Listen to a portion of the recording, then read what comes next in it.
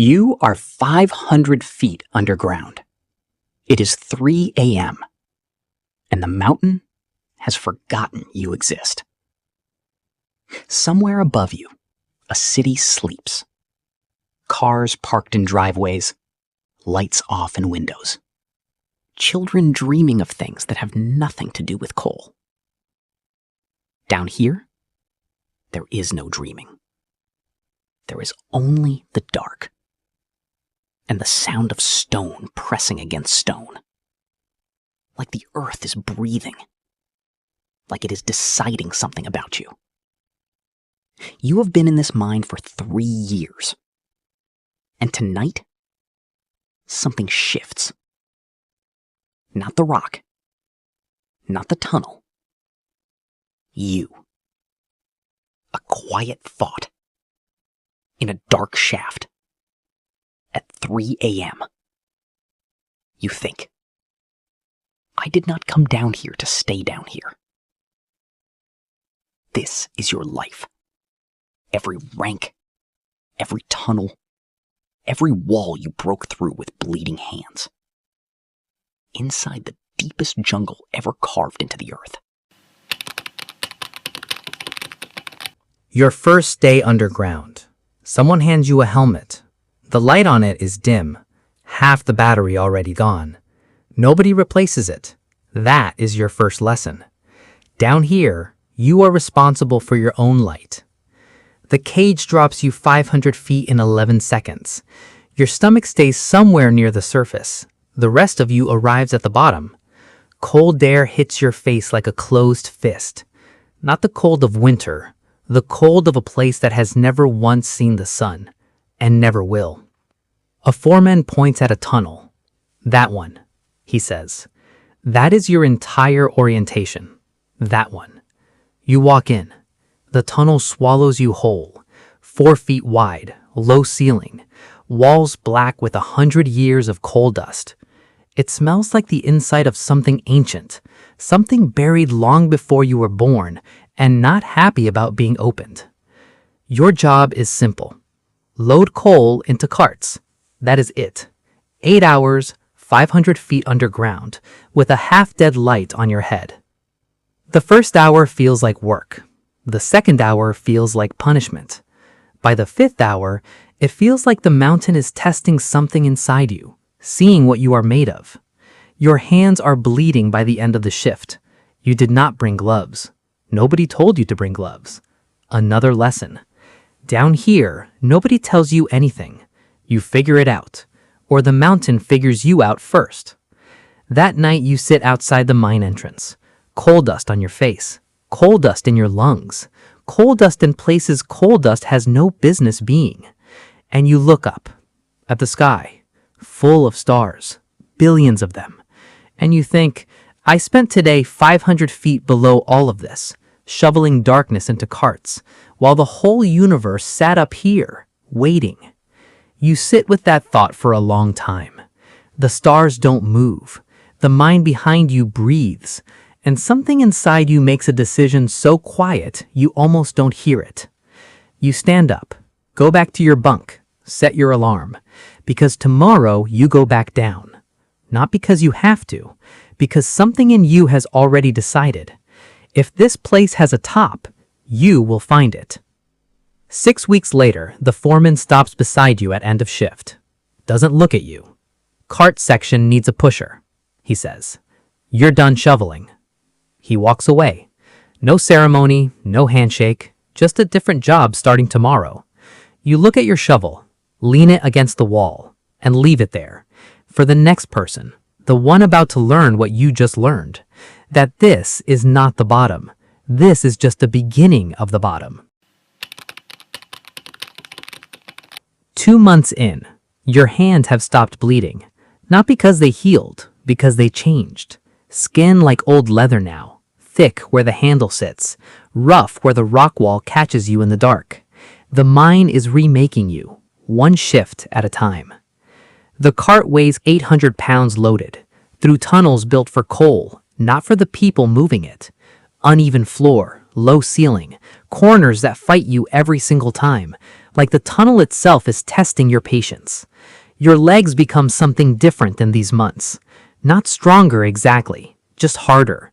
Like the mountain is carving you the same way it carved itself, slow, without asking permission. The other cart pushers don't talk much. Not unfriendly, just conserving something. Energy maybe, or words. Both feel precious down here. You push, you return. You push, you return. All day, every day. And in that rhythm, you start to hear things. Which tunnels slope down? The cart fights you both ways. Which tunnels slope up on the return? Rest your legs, like gravity help. Where the air thickens, slow down, breathe shallow. Where the rock above makes a sound like a held breath, keep moving, don't stop there. Nobody teaches you this. The mind teaches you, in the only language it knows, repetition and consequence. There is a night in month 3 you almost quit. Not dramatic, no breaking point. Just a Tuesday. Cart number 11 of the day. Back destroyed, hands numb, air so thick you can taste it. You stop in the middle of the tunnel, in the dark, and you think, what am I doing here? You stand there for a long time, mountain above you, 500 feet of rock and silence pressing down. And then you hear it, down the tunnel, far away, the sound of a drill. Someone further in, deeper in, still going. You pick up the cart, and you keep moving.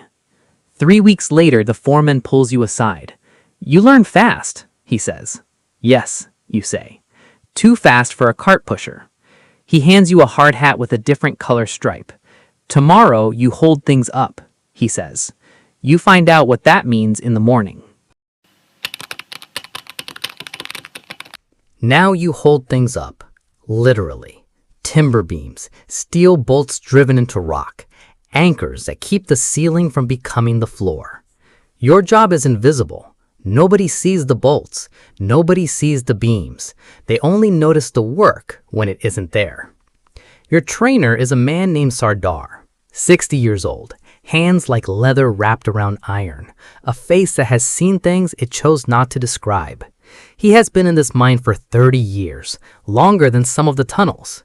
On your first day, he says nothing. He just walks, and you follow, through every section, every tunnel, watching him touch walls, press his palm flat against the rock, close his eyes, move on. After an hour, you ask, "What are you looking for?" He stops, turns. "Put your hand there," he says. You press your palm against the wall. You feel nothing. Feel it again. You press harder. Close your eyes the way he does. There, a vibration, so small you almost convince yourself it isn't real. That section needs a bolt, Sardar says. How did you know? You ask. He taps his chest. 30 years. He walks on.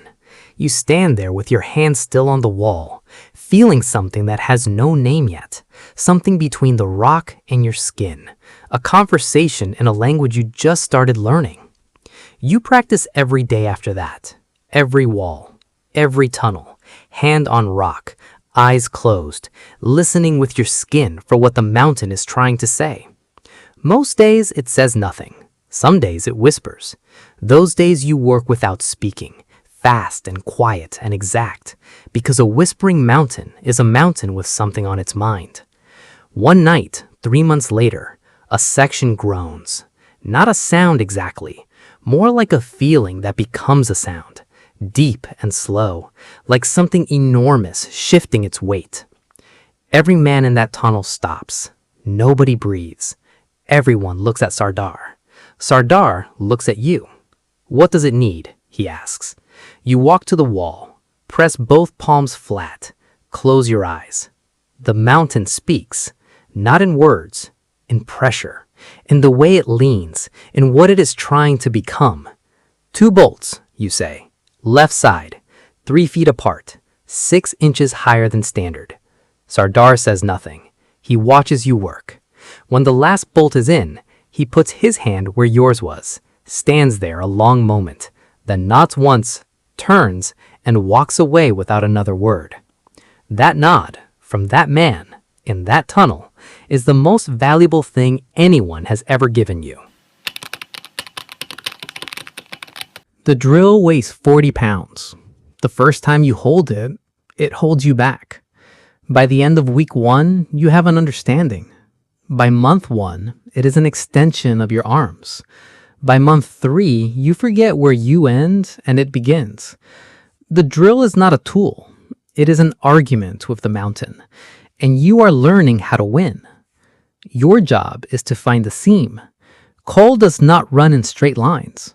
Coal runs where it wants, through hard rock, around ancient stone, into places the mountain would rather you didn't reach. But you follow, because the driller goes where the coal goes, even when the coal goes somewhere no map shows. One Tuesday afternoon, you stop drilling. Stand back, put your hand on the wall beside the dead end the survey says is empty. You feel it, something behind the rock. Not a vibration, a different kind of silence. The silence of something waiting. You go to the foreman. There's a seam behind section D east wall. He looks at the map. Survey says empty.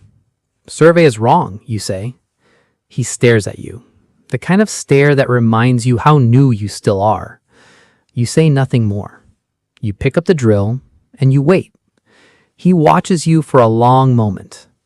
Drill it, he says. You drill for 3 hours, bits screaming, rock dust filling the tunnel, arms shaking with 40 pounds of argument. And then the resistance changes. The sound changes. The drill drops forward 6 inches before you catch it. You pull the bit out, put your headlamp to the hole. Black, glistening, coal. You step back, let the foreman see. He puts his eye to the hole, stands there. When he turns around, his face is different. How did you know? You think of Sardar. You think of every wall you have touched since that first night.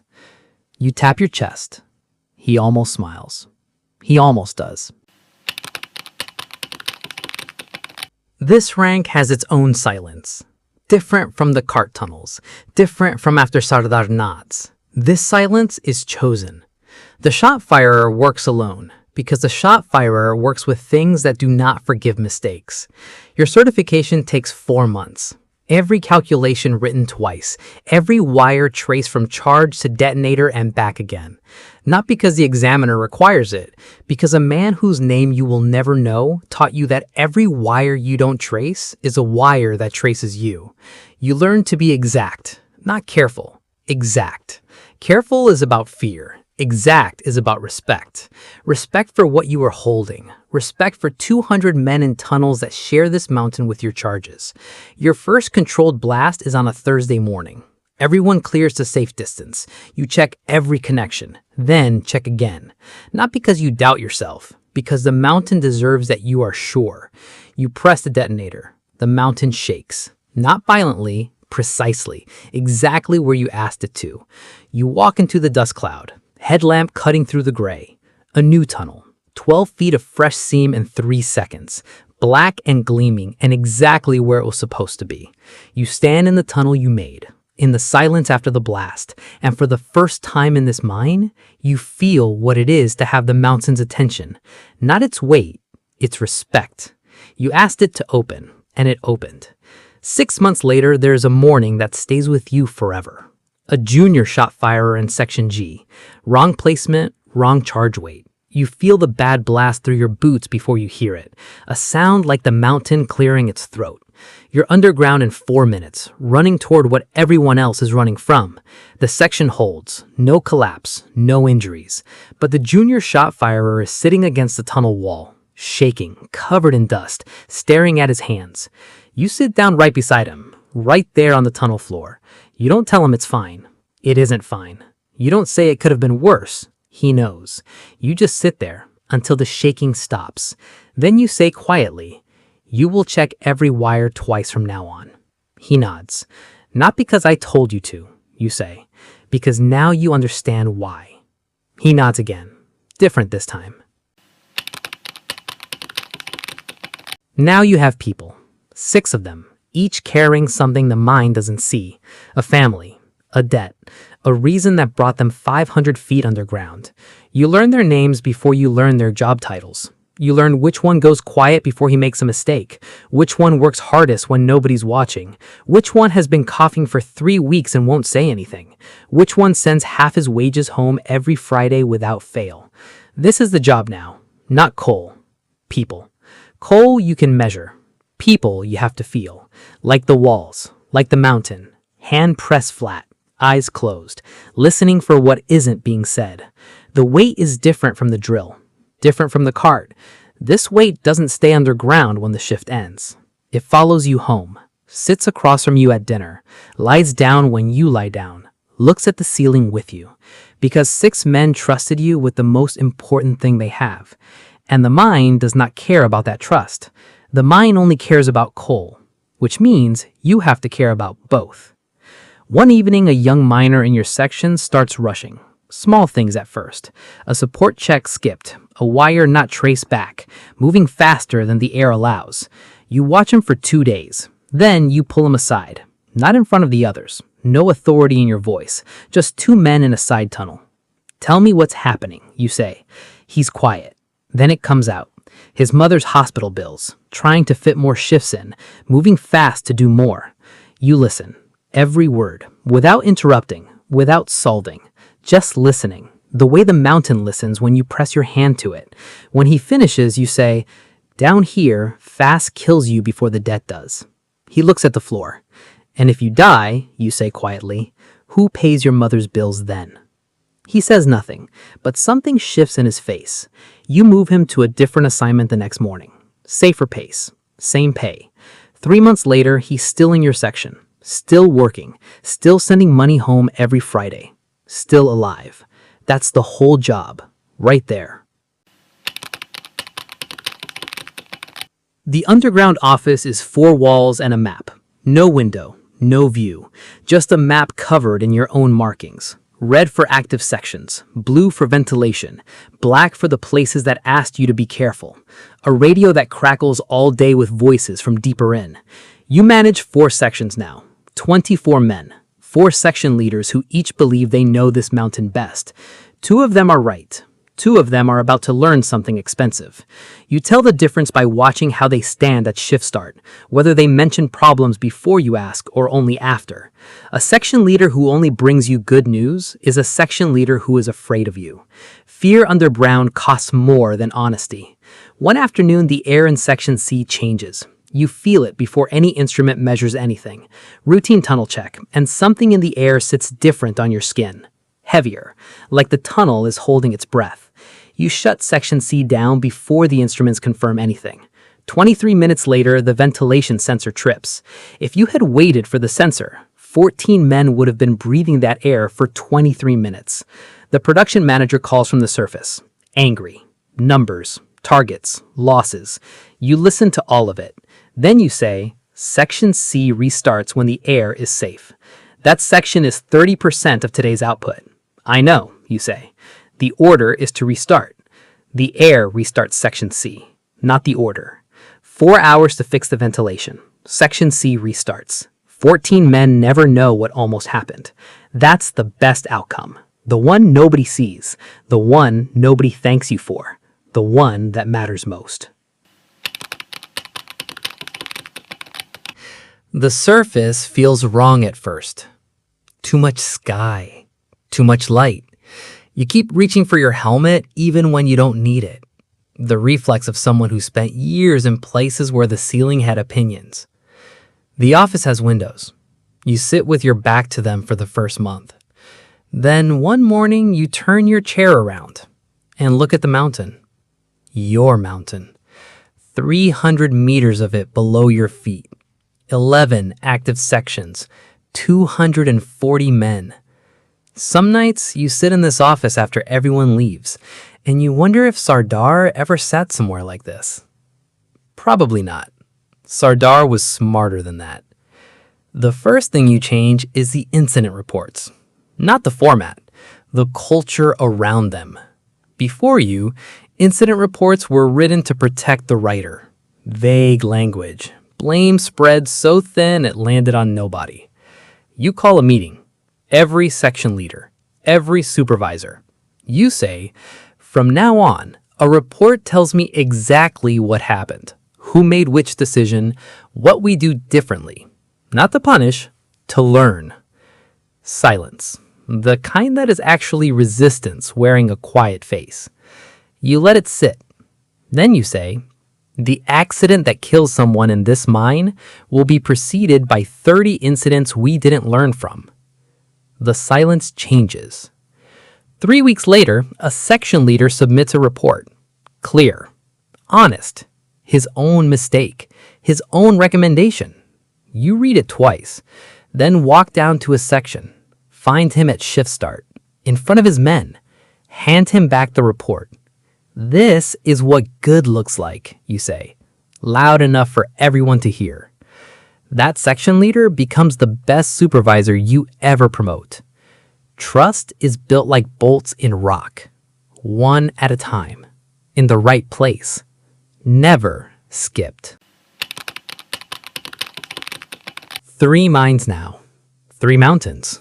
3 sets of problems wearing the same dark coat. Your days are no longer underground. Your days are in rooms where people talk about underground. Budget reviews, regulatory hearings, board presentations, conversations about seams you will never personally touch again. And somewhere in all of it, you miss the weight of the drill, the honesty of it. Push here, rock moves or it doesn't. Problem right in front of you, answer right in front of you. Up here, problems wear suits and speak in percentages, and answers hide in what people don't say in meetings. You learn to read rooms the way you once read walls, hand on the pulse of it, listening for what isn't being said. There is a night that reminds you what all of this is actually for. 2 a.m. Your phone. Mine 3. Tunnel collapse in Section H. No injuries, but 11 men are on the wrong side of it. Safe, but underground, in the dark, with a blocked tunnel between them and the surface. You are in your car before the sentence ends. 40 minutes to mine 3. You go straight down. No briefing, no meeting, just your helmet and your hands and everything the mountain taught you. 3 hours. Your team and the rock and the knowledge of how this mountain moves when it is ready to let something through. By sunrise, the tunnel opens.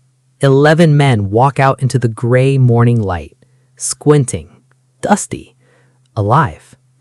One of them stops in front of you, young, maybe 25. He doesn't say anything. He just looks at you, like the way you once looked at Sardar. Like he has seen someone who has been all the way in and came back anyway. You nod once. He nods back. That one silent thing between 2 men at a mine entrance at sunrise is worth every meeting, every budget, every room that has never been underground. The deed has your name on it. 3 mines, 2,000 hectares, 712 people who come to work every morning because you sign a document that says they should. You sit with that for a long time the day it becomes final. Alone in your office, looking at the mountain. You thought you would feel something large, triumphant, free. You feel something quieter. Weight. Not the weight of the drill, not the cart. The weight of 712 reasons to get every single decision right. The debt surprises you, not because it exists, because of how it moves. The mine spends before it earns, equipment before production, wages before revenue, permits before permits are approved. You read balance sheets the way you once read walls, looking for what's actually there, not what the numbers want you to see. The loneliness surprises you more. Everyone needs something from you now, and nobody tells you the full truth anymore because you signed their contracts and truth might cost them something. You miss the men, not as workers, as men, the ones whose names you knew, whose coughs you tracked, whose silences you could read. Now you manage categories, sections, departments, numbers where faces used to be. You fight this every week. You go underground yourself. Helmet on, light on, no announcement, just down the shaft, into the dark, to remember who taught you everything, and to make sure the mountain hasn't forgotten who you are. One morning in Section B of Mine 1, the oldest section, the one where you once stopped at Cart 11 and almost quit, you see him, new miner, first week, standing at the tunnel entrance, helmet light cutting into the dark, feet not moving. You walk over, stand beside him. He doesn't know who you are, just another man in a helmet. First time, you ask? He nods, doesn't look at you. It goes forever, like the dark itself is trying to warn him. It feels that way, you say. Does it ever feel smaller? He asks. You look at the tunnel, 500 feet of mountain beyond it, 23 years of tunnels behind you, 712 people waking up this morning because of what you built down here. No, you say, but you get bigger. He looks at you for the first time, searching your face. Whatever he finds there, it's enough. He turns back to the tunnel, takes one step, then another, until he's inside it, and you watch his light get smaller, deeper, further in, until it's just a single point in all that black, moving forward, not because it got easier, because he decided it wouldn't stop him. You stand there for a long time, helmet in your hands, because you remember being that light. Dim battery, no gloves, no idea what was ahead, moving forward anyway, because that's the only way this mountain gives you anything. You have to go all the way in first, before it decides what you're worth. Somewhere tonight above this mountain, someone is staring at a job listing. Coal mine, entry level, no experience required. Sitting in a warm room, thinking about the dark, thinking about the depth, wondering if someone like them belongs down there. They don't know yet that belonging is not something you bring with you. It is something the mountain gives you, after it has taken everything else. It always starts this way, at a tunnel entrance, with a dim light, and the decision nobody else can make for you. Go in or stay here, and wonder forever what was waiting on the other side of your fear.